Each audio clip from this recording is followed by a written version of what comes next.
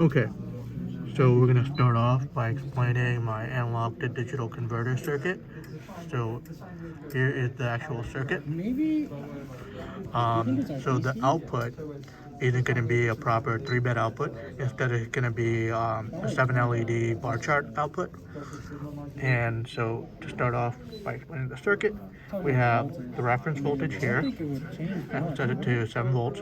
I have the input voltage, which is going to be variable.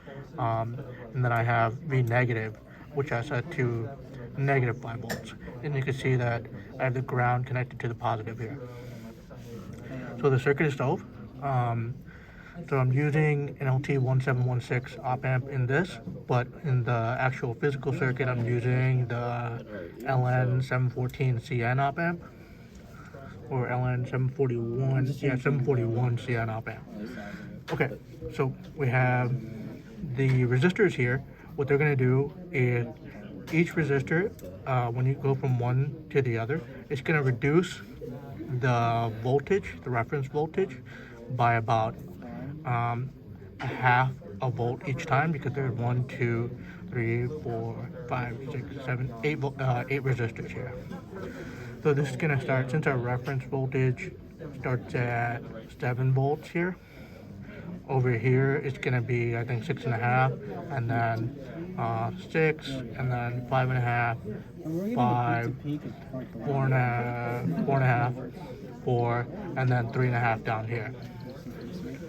Okay, and then the input voltage is connected to the non-inverting input of the op amp, and they're all hooked together to all 7 op amps. And then the V negative is hooked up to the V negative for all of the op amps, and then the positive, V positive, is hooked up to the reference voltage for all of the op amps. And then, so the output has 7 resistors, 1 for each of the op amps. 5, 6, 7, and then all of those resistors are connected back to the reference voltage. And then for each op amp output, there's an LED. This is the LED, and it's going to be connected to the ground for all of them. So the way that this circuit should work ideally, is when the input is set to 1 volt, all of these will be off except for this last one over here. This should go on. Likewise, if it's 2 volts, these 2 should be on. 3 volts, these 3 should be on. 4 volts, these 4 should be on. 5 and 6 and 7, so on. And just to show an example of the circuit working, go ahead and run it. Okay. So what I'm going to do is, since the input is set to 1 volt over here, only the last one should be on. Only the last one should have current going through it. The last LED should have current going through it. So the first LED should be off. Okay, see it's 0 milliamps. The second LED should be off, 0 milliamps. Third, off, 0 milliamp. Fourth, off, 0 milliamp. Fifth, off, 0 milliamp.